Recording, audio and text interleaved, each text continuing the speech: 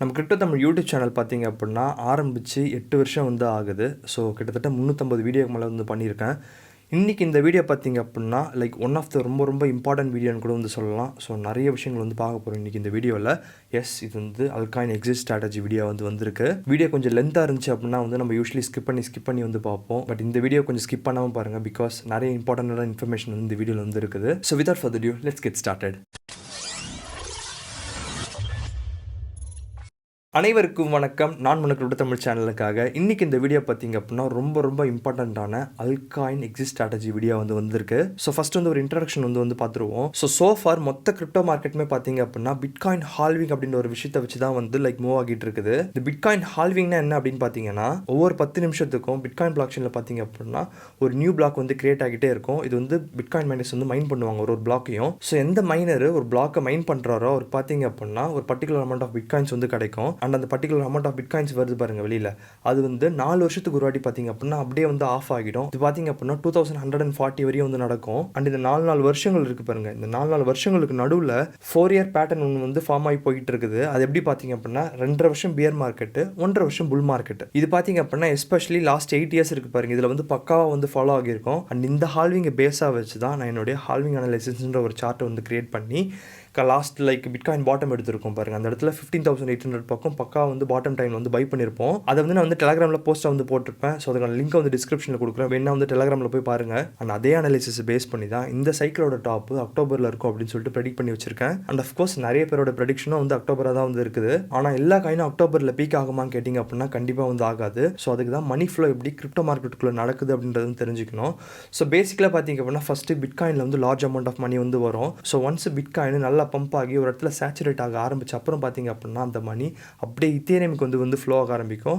அதுக்கப்புறமா இத்தேரியம் வந்து all time high பண்ணுறது, நல்லா வந்து கெயின்ஸ் கொடுக்குறதுன்னு வந்து நடக்கும். ஸோ ஒன்ஸ் இத்தேரியம்லையும் நல்லா ப்ராஃபிட் பண்ண ஆரம்பிச்ச அப்புறம் பார்த்தீங்க அப்படின்னா என்ன பண்ணுவாங்கன்னா அதுலேருந்து லார்ஜ் கேப்ஸ்க்கு வந்து ரொட்டேட் பண்ண ஆரம்பிப்பாங்க. ஒன்ஸ் லார்ஜ் கேப்ஸும் சேச்சுரேட் ஆச்சு அப்படின்னா ஸ்மால் கேப்ஸில் வந்து ரொட்டேஷன் வந்து நடக்கும். எஸ்பெஷலி ஸ்மால் கேப்ஸ்க்குள்ள மணி ரொட்டேட் ஆகுது பாருங்க, அது ஆகும்போது பார்த்தீங்க அப்படின்னா நரேட்டிவ் பேஸில் வந்து ஆகும்.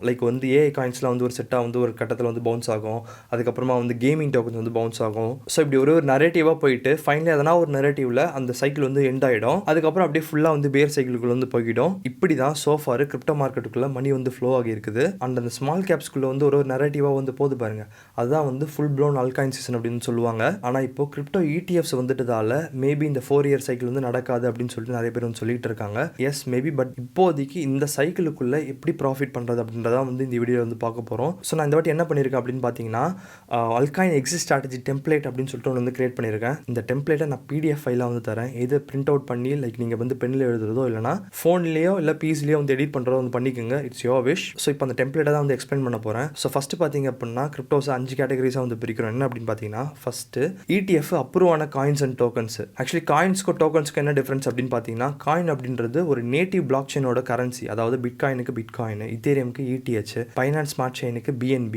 ஸோ அந்த மாதிரி ஒரு நேட்டிவ் பிளாக் செயினோடைய நேட்டிவ் கரன்சி தான் வந்து காயின் அப்படின்னு சொல்லுவாங்க.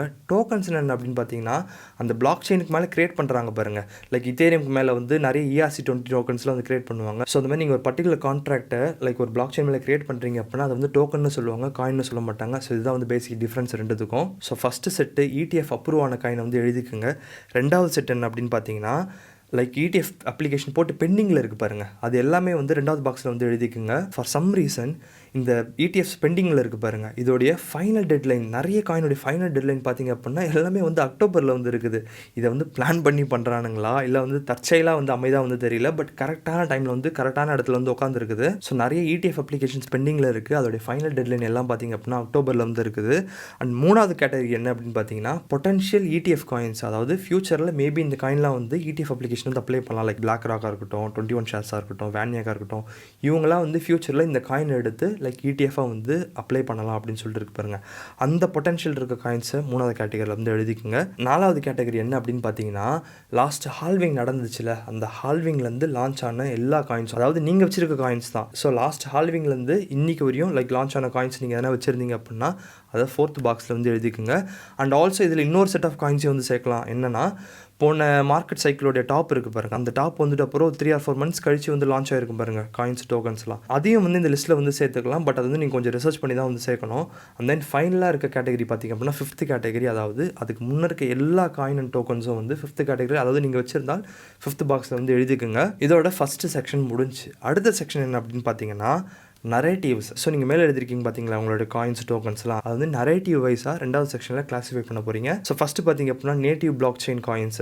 ஸோ பிஎன்பியாக இருக்கட்டும், பிடிசி, இடிஹெச், பாலிகான், ட்ரான், இது எல்லாம் பார்த்தீங்க அப்படின்னா இந்த கேட்டகரியில் வந்து வந்துடும். அண்ட் 2வது பார்த்தீங்க அப்படின்னா லேயர் 1, 2, 3ன்னு சொல்லிட்டு நிறைய இருக்குது. ஸோ அந்த மாதிரி பிளாக் செயினுக்கு எக்ஸ்டென்ஷன் பண்ணுற ப்ராஜெக்ட்ஸ் வந்து 2வது வந்து எழுதிக்குங்க. அண்ட் அதுக்கப்புறம் பார்த்தீங்க அப்படின்னா ஏஏ, ஆர்டபிள்யூஏ, கேமிங்கு, டெஃபி, மீமு, இந்த மாதிரி நிறைய கேட்டகரிஸ் இருக்குது.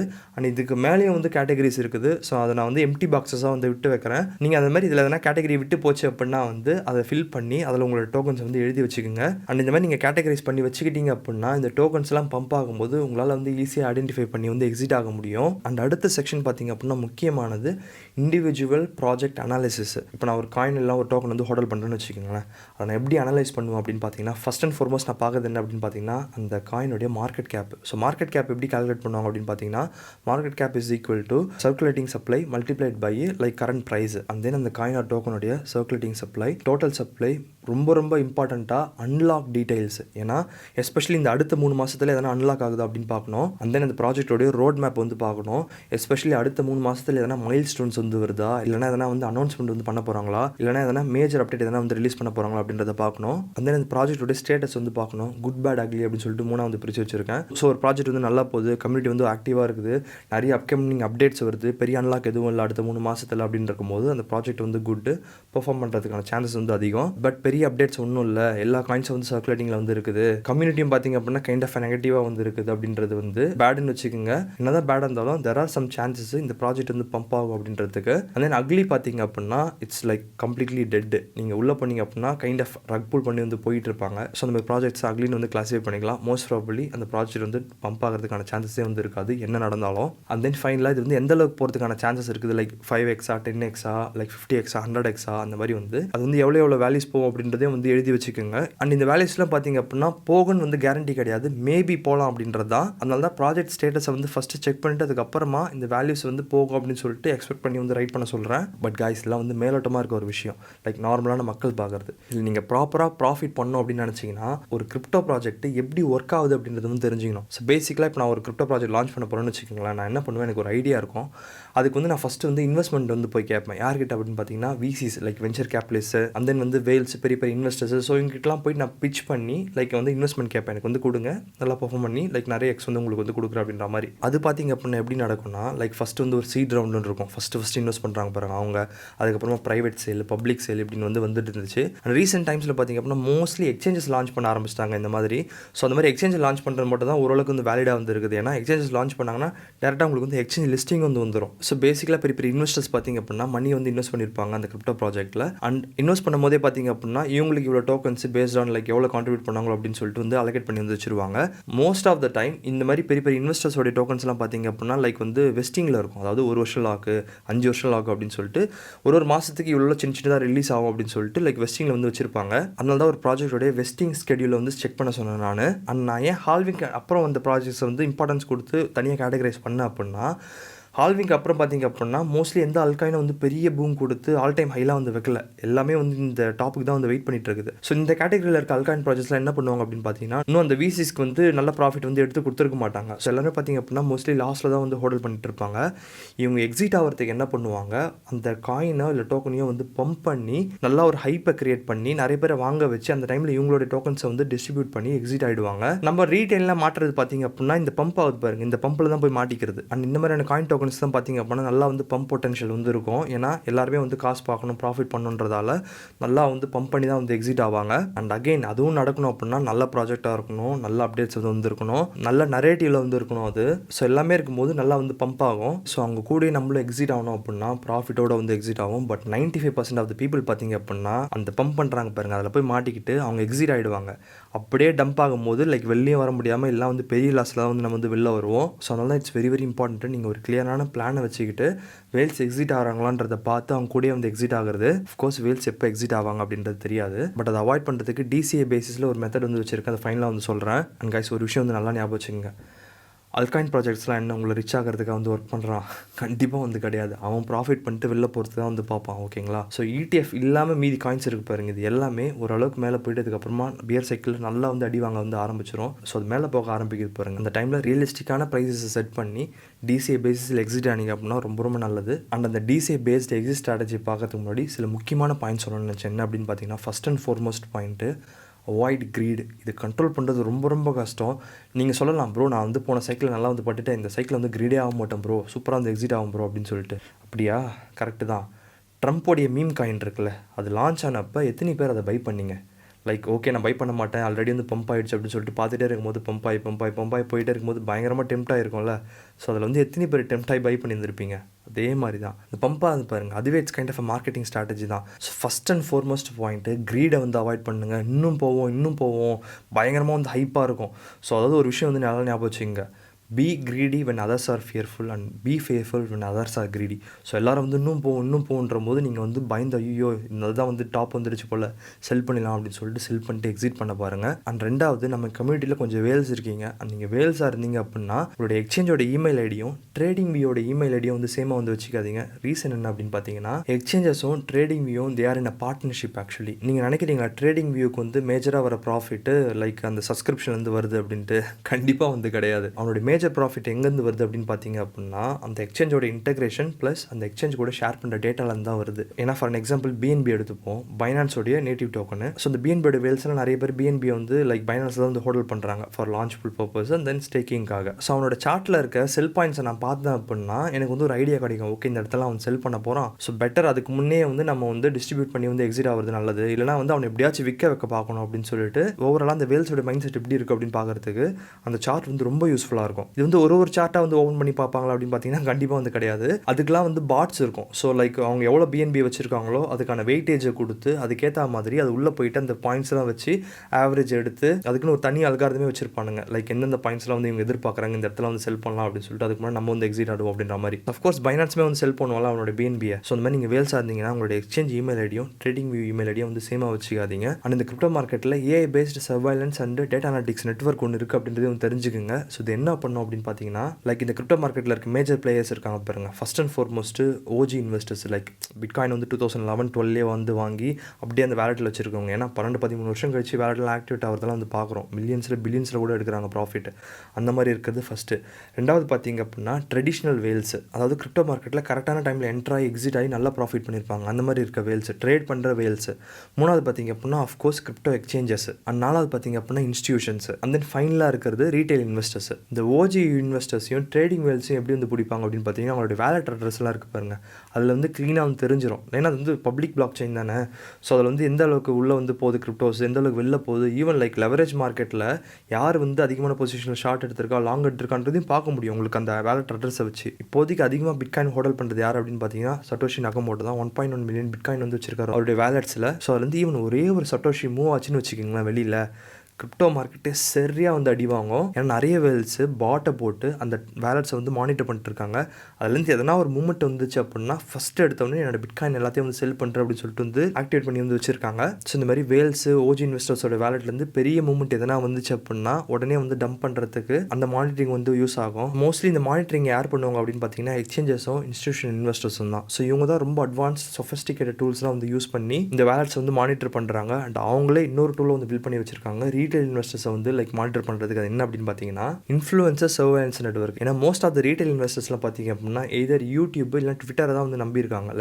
லைக் அவங்களுடைய ஃபேவரட் இன்ஃப்ளூயன்சர் என்ன போஸ்ட் பண்ணுறாங்க, என்ன அனலைசிஸ் கொடுக்குறாங்க அப்படின்றத. அண்ட் உங்களால் அவங்க எல்லாருமே வந்து அனலைஸ் பண்ணி என்ன சொல்கிறாங்க அப்படின்றத தெரிஞ்சுக்கும் போது அந்த ரீட்டைலோட மைண்ட் செட்டை வந்து ஓரளவுக்கு வந்து கெஸ் பண்ண முடியும். ஸோ அப்படி தெரியும் போது ரீட்டைல் இன்வெஸ்டர்ஸை ஈஸியாக வந்து மேனிப்புலேட்டாக வந்து பண்ண முடியும். அது எப்படி எல்லா இன்ஃப்ளூயன்சர்ஸும் வந்து ஐடென்டிஃபை பண்ணி வச்சுருப்பாங்க, லைக் எப்படி வந்து பாசிபிள் அது அப்படின்னு கேட்டிங்கன்னா, ஒரு 2-3 வருஷத்துக்கு முன்னே பார்த்தீங்க அப்படின்னா நிறைய எக்ஸ்சேஞ்சஸ் இன்ஃப்ளூயன்சர்ஸோட டீட்டெயிலாம் வந்து கலெக்ட் பண்ணாங்க. எஸ்பெஷலி அவங்க அந்த பைனான்ஸ் ஸ்கொயர் இருக்கு பாருங்க, அவங்களுக்குள்ள ஒரு ட்விட்டர் பண்ணி வந்து கிரியேட் பண்ணியிருப்பாங்க.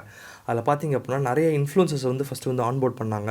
ஸோ அதோடைய ஃபார்மில் பார்த்தீங்க அப்படின்னா நீங்கள் என்ன மாதிரியான இன்ஃப்ளூயன்சரு, லைக் உங்கள் ட்விட்டரா, யூடியூபா, உங்களுக்கு வந்து எவ்வளோ ஃபாலோவர்ஸ், உங்களோட லிங்க் என்ன, வந்து நீங்கள் எந்த லாங்குவேஜ் வந்து ஃபோக்கஸ் பண்ணுறீங்க அப்படின்ற முதற்கொண்டு எல்லாமே வந்து கலெக்ட் பண்ணாங்க. ஸோ இது எல்லாமே பார்த்தீங்க அப்படின்னா it's an asset for them. நம்மளே வந்து கையில் வந்து கொடுத்ததுக்கு சமம் தான். அண்ட் இதுக்குள்ளே என்ன பண்ணுவாங்க அப்படின்னு பார்த்தீங்கன்னா, எந்த இன்ஃப்ளூயன்சர் இப்போ டாப்பில் இருக்கிறது, அதாவது வந்து இப்போ ஒரு வீடியோ போட்டால் எவ்வளோ வியூஸ் இமீடியட்டாக வருது, லைக்ஸ் வருது, கமெண்ட்ஸ் வருது, அந்த கமெண்ட்ஸ் பாசிட்டிவாக வருதா நெகட்டிவ் வருதா, சென்டிமெண்ட் அனலைசிஸ்.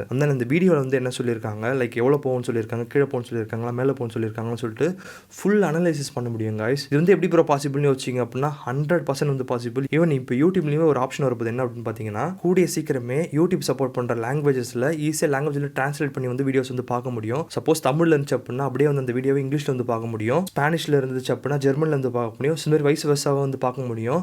இதை வந்து ஆல்ரெடி யூடியூப் வந்து ஒர்க் பண்ணி முடிச்சிட்டாங்க. இதோட பீட்டா ப்ரோக்ராம் போயிட்டு இருக்குன்னு நினைக்கிறேன். கூடிய சீக்கிரமே எல்லாருக்குமே வந்து ரோல் அவுட் ஆகும் அது. அண்ட் ஈவன் நீங்களுமே வந்து டெஸ்ட் பண்ணி பார்க்கணும் அப்படின்னு நினச்சிங்கன்னா, ஒரு வீடியோட டிரான்ஸ்கிரிப்ட் இருக்கு பாருங்க, அதை எடுத்து ChatGPT கொடுத்து இதில் என்ன சொல்கிறாங்க அப்படின்னு எனக்கு சம்மரைஸ் பண்ணி சொல்லு அப்படின்னா க்ளீனாக வந்து சொல்லிவிடும். ஸோ இந்த மாதிரி பைனான்ஸ் கூட ரெஜிஸ்டர் பண்ணவங்க பார்த்திங்க அப்படின்னா மோஸ்ட்லி எல்லா இன்ஃப்ளூயன்சர்ஸும் வந்து ரெஜிஸ்டர் பண்ணியிருக்காங்க. அண்ட் ஆல்சோ பைனான்ஸ் டெடிகேட்டடாக ஒரு மார்க்கெட்டிங் டீமே வந்து வச்சிருக்காங்க. லைக் ஐடென்டிஃபை பண்ணுறது யாரெல்லாம் இருக்காங்க இன்ஃப்ளூயன்சர்ஸ் ஐடென்டிஃபை பண்ணி அதை அவங்களோட சிஸ்டமில் ஃபீட் பண்ணாங்க அப்படின்னா அந்த சிஸ்டம் வந்து அழகாக வெயிட்டேஜ் போட்டு ரேங்கிங் எடுத்துரும். லைக் இப்போதைக்கு கரண்ட்டாக ஹாட்டில் இருக்க இன்ஃப்ளூயன்சர்ஸ்லாம் யார், அவங்க என்ன சொல்கிறாங்க அப்படின்னு அனலைஸ் பண்ணி பண்ணும்போது உங்களுக்கு கிளியரான பிக்சர் வந்து கிடைக்கும், ரீட்டைல் வந்து எப்படி கைட் பண்ணப்படுறாங்க அப்படின்றது. அண்ட் இதுதான் கடைசி 6 மாதம் இருக்குது பாருங்கள், இதில் இன்ஃப்ளூயன்சர்ஸ் எல்லாரும் சக்கடி வாங்குறதுக்கான காரணம். பிகாஸ் எல்லாருமே பார்த்திங்க அப்படின்னா லாஸ்ட் நவம்பர்லேருந்து அல்காயின் சீசன் வந்து ஸ்டார்ட் ஆகிடும் அப்படின்னு சொன்னாங்க. ஏன்னா traditionally halving and bitcoin dominance வச்சு பார்க்கும்போது நவம்பர்லேருந்து அல்சீசன் லைக் ப்ராப்பராக வந்து ஸ்டார்ட் ஆகிருக்கும் அப்படின்ற மாதிரி தான் வந்து இருந்துச்சு அனலைசிஸ். ஆனால் கடைசி 6 மந்த்ஸ் பார்த்திங்க அப்படின்னா எக்ஸ்சேஞ்சஸோ இன்ஸ்டியூஷன்ஸோ இதை யூஸ் பண்ணி அவங்களுக்கு தேவையான டோக்கனை வந்து ரீட்டைல் கையிலேருந்து அப்படியே வந்து ட்ரான்ஸ்ஃபர் பண்ணிட்டாங்க அவங்களுக்கு. ஏன்னா நிறைய பேர் ஃப்ரஸ்ட்ரேட் ஆகி செல் பண்ணி போயிட்டாங்க. ஸோ இந்த மாதிரியான விஷயங்களுக்கு இந்த மாதிரியான சர்வைலன்ஸ் நெட்வொர்க் வந்து யூஸ்ஃபுல்லாக இருக்குது. இப்படி ஒன்று இருக்குன்றதுன்னு தெரிஞ்சு வச்சுக்கோங்க. ரைட், ஃபைனலாக DCA-based எக்ஸிட் எப்படி பண்ணுறது அப்படின்றத பார்த்துருவோம். அண்ட் கைஸ் இம்பார்ட்டண்ட்டாக ஒரு விஷயம் வந்து சொல்லிடுறேன், இது என்னுடைய பர்சனல் எக்ஸிட் ஸ்ட்ராட்டஜி. இப்படி தான் நீங்கள் பண்ணணும்னு அவசியம் கிடையாது, பட் ஒரு ஐடியா வந்து கொடுக்கும். ரைட், இந்த மாதிரி பர்சன்டேஜ் வைஸாக நம்ம எக்ஸிட் ஆனோம் அப்படின்னா நம்ம வந்து ஓரளவுக்கு வந்து நம்ம போட்ட இன்வெஸ்ட்மெண்ட் as well as ஒரு நல்ல ப்ராஃபிட்டை வந்து வெளில எடுக்க முடியும் அப்படின்றது உங்களுக்கு வந்து ஒரு ஐடியா வரும். ஸோ ஃபஸ்ட்டு பார்த்திங்க அப்படின்னா இந்த ETF அப்ரூவ் ஆன காயின்ஸ் டோக்கன்ஸ் இருக்கு பாருங்கள், இதெல்லாம் நான் பீக்காக வரும்னு எப்போ எதிர்பார்க்குறது அப்படின்னா அக்டோபர் டைமில் தான். ஏன்னா அந்த டைமில் வந்து பீக் ஆகிடுச்சு அப்படின்னு சொல்லிட்டு நிறைய பேர் வந்து செல் பண்ணுவாங்க. ஸோ அந்த டைமில் நம்ம டம்ப் பண்ணி விட்டாலுமே ஐயோ பீக் முடிஞ்சு போல் நம்ம வந்து வித்துட்டு முதல்ல போவோம் அப்படின்னு சொல்லிட்டு அக்டோபரில் நிறைய பேர் டம்ப் பண்ணுவாங்க. ஸோ அந்த டைமில் வேல்ஸ் வந்து அழகாக வந்து பை பண்ணிப்பாங்க, நிறைய லாங் பொசிஷன் வந்து லிக்விட் ஆகும் அந்த டைமில். அண்ட் இந்த கேட்டகரியில் இருக்க டோக்கன்ஸ் நான் எப்படி எக்ஸிட் ஆகும் அப்படின்னு பார்த்தீங்கன்னா செப்டம்பரில் 20% செல் பண்ணிப்பேன், அக்டோபரில் 50%, அண்ட் தென் நவம்பர் போல் 30% வந்து செல் பண்ணிவிடுவேன். மேபி அந்த காயின் வந்து நல்லா பர்ஃபார்ம் பண்ணிகிட்டே இருக்குது, பெருசாக டம்ப் ஆகல அப்படின்னா அந்த நவம்பரில் 30% இருக்குது பாருங்கள், அதை வந்து மேபி டிசம்பர் அண்ட் ஜான்வரிக்கு வந்து மேபி ஒரு 10% வந்து பிரித்து வச்சிருவேன். ஸோ இப்படி தான் என்னோட எக்ஸிட் ETF அப்ரூவ் ஆன காயின்ஸ் அண்ட் டோக்கன்ஸுக்கு வந்து இருக்கும். அண்ட் இந்த ETF பெண்டிங்கில் இருக்குது பாருங்கள், இதுக்கு வந்து செப்டம்பர் அண்ட் அக்டோபரில் லைக் பீக் ஆகிறது சான்சஸ் இருக்குது. ஏன்னா ETF என்னதான் அப்ளிகேஷன் இருந்தாலும் ரிஜெக்ட் ஆகிறதுக்கும் வந்து சான்ஸ் இருக்குல்ல. அண்ட் ஆல்சோ இயர்லி ப்ரைஸிங் அப்படின்னு சொல்லுவாங்க. ஸோ இயர்லியராக வந்து பம்ப் பண்ணி விட்டுட்டு இன்னும் வந்து லைக் அப்ரூவ் ஆன அப்புறம் இன்னும் அதிகமாக போகும் அப்படின்ற மாதிரி ஒரு மைண்ட் செட்டை கிரியேட் பண்ணி அந்த ஹைப் இருக்குது பாருங்க, ஹைப்பில் வந்து அதிக பேர் வந்து செல் பண்ணுவாங்க. அதனால தான் செப்டம்பரில் 40%, அக்டோபரில் 40%, அந்த நவம்பரில் 20% வந்து வச்சிருக்கேன். அந்த ETF பொட்டன்ஷியல் இருக்குது பாருங்க, அது பார்த்தீங்க அப்படின்னா செப்டம்பர் டு நவம்பர் வரையும் வந்து பம்ப் ஆகும் அப்படின்றது என்னுடைய கருத்து. ஸோ செப்டம்பரில் 30%, அக்டோபரில் 50%, அந்த நவம்பரில் 20%, அண்ட் தென் இந்த நான் ETF ஆல்ஸ் இருக்குது பாருங்கள், இதுதான் வந்து ரொம்ப ரேண்டம், ரொம்ப எப்படி சொல்கிறது ஐடென்டிஃபை பண்ணுறது கொஞ்சம் கஷ்டம், எந்த டைமில் பம்ப் ஆகும் அப்படின்றது. ஸோ ரியலிஸ்டிக்காக ஒரு டார்கெட்டை ஃபிக்ஸ் பண்ணி DCA மெத்தடில் வந்து எக்ஸிட் ஆகிக்கலாம். ஸோ இது பார்த்திங்க அப்படின்னா செப்டம்பர்லேருந்து டிசம்பர் வரையுமே வந்து பம்ப் ஆகும் அப்படின்றது என்னுடைய கருத்து. ஸோ இதில் என்னோட எக்ஸிட் எப்படி இருக்கும் அப்படின்னு பார்த்தீங்கன்னா அக்டோபரில் 20%, நவம்பரில் வந்து 40%, அண்ட் தென் டிசம்பரில் 30%. ஸோ எஸ் கைஸ் இதுதான் வந்து என்னுடைய DCA-based exit strategy. And guys ஒரு ப்ராஜெக்ட்டையும் இண்டிவிஜுவலாக அனலைஸ் பண்ணி அதுக்கான சில் வேல்யூஸ் கொடுக்குறது ரொம்ப ரொம்ப கஷ்டம், ரொம்ப டைம் கன்சியூமிங்கும் கூட. பட் ஒரு விஷயம் என்னால் பண்ண முடியும், என்ன அப்படின்னா நீங்கள் கேட்குற டோக்கன்ஸ் ஆர் காயின்ஸுக்கு டெக்னிக்கல் அனாலிசிஸ் மட்டும் வச்சு இதெல்லாம் வந்து செல் லெவல்ஸ் அப்படின்னு சொல்லிட்டு அந்த செல் லெவல்ஸை வந்து கொடுக்க முடியும். அதை நீங்கள் சும்மா ஒரு ஐடியாக்காக வந்து யூஸ் பண்ணிக்கலாம், ஒரு எஜுகேஷன் பர்பஸ்க்காக வந்து யூஸ் பண்ணிக்கலாம். அது எப்படி போஸ்ட் பண்ணுறேன் அப்படின்னா நம்மளோட யூடியூப் சேனல்லேயே ஷார்ட்ஸ் இருக்குது பாருங்க, அந்த ஷார்ட்ஸில் ஒரு 10 காயினாக வந்து லைக் ஒரு ஷார்ட் வீடியோ வந்து போட்டுடுறேன். ஸோ அதை வந்து கூடிய சீக்கிரமே வந்து போஸ்ட் பண்ண ஆரம்பிக்கிறேன். அண்ட் கைஸ் இவ்வளோ பார்த்தீங்க அப்படின்னா எனக்கு தெரிஞ்ச மோஸ்ட்லி எல்லாமே வந்து சொல்லிட்டேன் அப்படின்னு வந்து நினைக்கிறேன். நான் உங்ககிட்ட கேட்கறதுலாம் ஒன்று தான், இதுவரை நீங்கள் அந்த சேனலை சப்ஸ்கிரைப் பண்ணலாம் அப்படின்னா சப்ஸ்கிரைப் பண்ணிக்கோங்க. அண்ட் ஆல்சோ நம்மளோட டெலகிராம் குரூப் அண்ட் ட்விட்டரும் வந்து இருக்குது, இதுவரை நீங்கள் என்ன ஃபாலோ பண்ணலாம் அப்படின்னா வந்து ஃபாலோ பண்ணிக்கோங்க. எல்லா லிங்க்கும் வந்து டிஸ்கிரிப்ஷனில் இருக்குது. உங்களுக்கு என்ன டவுட்ஸோ எல்லாம் வந்து மாற்று கருத்து இருந்துச்சு அப்படின்னா மறக்காம வந்து கமெண்ட் செக்ஷன் வந்து கமெண்ட் பண்ணுங்கள். இந்த வீடியோவுக்கு எல்லா கமெண்ட்ஸுக்கும் என்னால் முடிஞ்ச வரைக்கும் நான் வந்து ரிப்ளை பண்ணுறேன். அண்ட் வித் தட் இதோட இந்த வீடியோ முடியுது. எப்பவுமே சொல்கிற ஒரு கமெண்ட் டெம்ப்ளேட், இந்த வீடியோ பிடிச்சிருந்தா லைக் பண்ணுங்கள், ஷேர் பண்ணுங்கள், முக்கியமாக இருக்காமல் CryptoTamil சேனலை சப்ஸ்கிரைப் பண்ணுங்கள். நன்றி. தொண்டை போச்சுடாப்பா.